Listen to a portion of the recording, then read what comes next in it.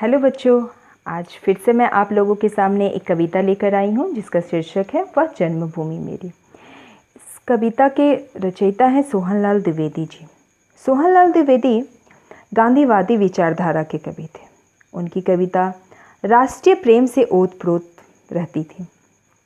वह जन्मभूमि मेरी एक देशभक्ति कविता है जिसमें मातृभूमि की प्रशंसा करते हुए कवि भारत देश के गौरवशाली भारत माँ का गुणगान किया है।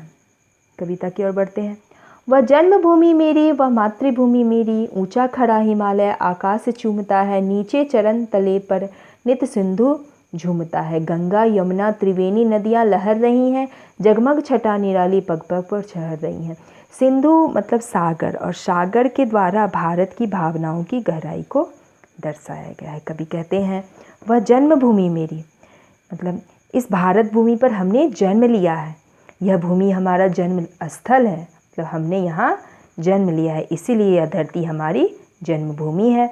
यह भूमि हमारा माता के समान पालन पोषण करती है, हमारा रक्षण करती है, अतः यह हमारी मातृभूमि है। ऊंचा खड़ा मतलब कवि भारत माता की प्राकृतिक सुंदरता और महानता का उल्लेख करते हुए कहते हैं कि भारत के उत्तर में हिमालय स्थित है। उसकी ऊंचाई को देखकर ऐसा जान पड़ता है मानो वह आकाश को छू रहा हो।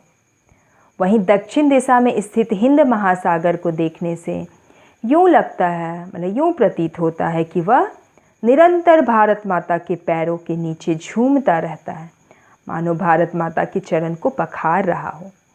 हमारी इसी पवित्र भूमि पर गंगा यमुना सरस्वती 3 नदियों का संगम है जिसे त्रिवेणी कहते हैं, जो प्रयाग में स्थित है, जिसमें निरंतर लगातार लहरें उठती रहती हैं।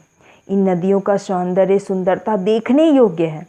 भारत की प्रकृति की अद्भुत सौंदर्य चारों ओर फैली दिखाई पड़ती है।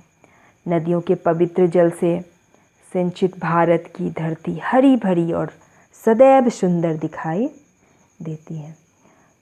वह पुण्य भूमि मेरी, वह स्वर्ण भूमि मेरी, वह जन्मभूमि मेरी, वह मातृभूमि मेरी। यहाँ की भूमि पवित्र है, यहाँ पवित्र नदियाँ बहती हैं। भारत ऋषि मुनियों का देश है जिन्होंने आजीवन पवित्र जीवन जीने का संदेश दिया, जिससे यह भूमि पवित्र हो गई। अतः इस तरह से हम इसे पवित्र भूमि कहते हैं। भारत की मिट्टी बहुत ही उपजाऊ है, जिससे भरपूर फसल होती है, वह सोना उगलती है। यहाँ धन्य धान्य भरा पूरा रहता है। यही कारण है कि इसे स्वर्ण भूमि कहा जाता है, और यह हमारी जन्मभूमि है और हमारी मातृभूमि भी। आगे बढ़ते हैं। झरने अनेक झरते जिसकी पहाड़ियों में, चिड़ियाँ चहक रही हो मस्त झाड़ियों में, अमराइयाँ घनी है कोयल पुकारती है, बहती मलय पवन तन मन सवारती हैं। कवि इस पंक्ति में भारत माँ की प्राकृतिक सुंदरता का विस्तृत वर्णन किया है। अपने देश की प्राकृतिक शोभा का वर्णन करते हुए कवि कहते हैं कि यहाँ की पहाड़ियों में अनेक झरने निकलते हैं, अनेक झरने बहते हैं। वे कल कल करके बहते झरने यहाँ की शोभा सुंदरता बढ़ाते हैं। यहाँ की झाड़ियों में चिड़ियों की चहचहाहट सुनाई पड़ती है।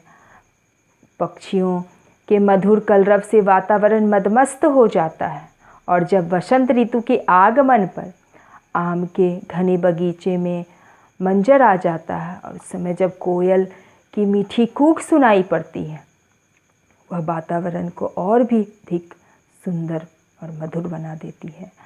मलयगिरी पर्वत से बहने वाले शीतल ठंडी ठंडी सुगंधित हवाएं हम प्राणियों के तन मन को स्फूर्ति और ताजगी से भर देती है। आगे देखते हैं। वह धर्मभूमि मेरी, वह कर्मभूमि मेरी, वह जन्मभूमि मेरी, वह मातृभूमि मेरी। ये कवि कहते हैं कि इस भारत भूमि में अनेक धर्म की स्थापना हुई है। धर्म का बोलबाला है। यहाँ अनेक धर्म को मानने वाले लोग रहते हैं, अतः यह भूमि धर्मभूमि है। यह भूमि हमें अच्छे कर्म करने की प्रेरणा देती है, अतः इसलिए यह भूमि कर्मभूमि है। यह भूमि हमारी जन्मभूमि और मातृभूमि है। आगे देखते हैं। जन्मे जहाँ थे रघुपति, जन्मी जहाँ थी सीता, श्री कृष्ण ने सुनाई बंसी पुनीत गीता गौतम ने जन्म लेकर जिसका सुयश बढ़ाया, जग को दया दिखाई जग को दिया दिखाया। वह युद्ध भूमि मेरी, वह बुद्ध भूमि मेरी, वह जन्मभूमि मेरी, वह मातृभूमि मेरी। कवि इस पंक्ति में मातृभूमि में जन्म लेने वाले अनेक वीर महापुरुषों और महात्माओं का वर्णन करते हुए कहते हैं कि इसी भूमि पर, हमारी इसी धरती पर, भारत की धरती पर मर्यादा पुरुषोत्तम श्री राम ने जन्म लिया था। इसी भूमि पर माता सीता जानकी माँ ने जन्म लिया था और इन दोनों ने इस संसार को वचनबद्धता का महत्व बताया। इसी भूमि पे श्री कृष्ण ने जन्म लिया और मधुर बंसी बजाई। कुरुक्षेत्र के मैदान में अर्जुन को गीता का पवित्र उपदेश दिया और धर्म की स्थापना की।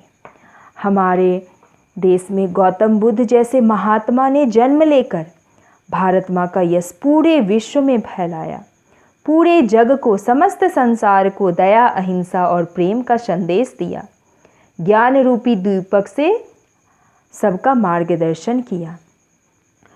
वह युद्ध भूमि मेरी, वह बुद्ध भूमि मेरी। कभी युद्ध भूमि से कभी कहने का अर्थ मतलब है कि भारत भूमि क्या है, युद्ध के समान है। भारत वीर योद्धाओं की भूमि है जिसने बड़े बड़े युद्ध लड़े, इसी कारण इसे युद्ध भूमि कहा गया है। और इसी भूमि पर गौतम बुद्ध जैसे महात्मा ने जन्म लिया, बौद्ध धर्म की स्थापना की, समस्त संसार को प्रेम, दया, भाईचारा और अहिंसा का शिक्षा देकर पूरे विश्व में भारत का यश बढ़ाया। इसीलिए इसे बुद्ध भूमि कहा है और यह भूमि हमारी जन्मभूमि है और यह भूमि हमारी मातृभूमि भी। तो इस कविता के द्वारा कवि ने राष्ट्र प्रेम को दर्शाया है। आज हमने इस कविता को सारांश सहित समझा। धन्यवाद।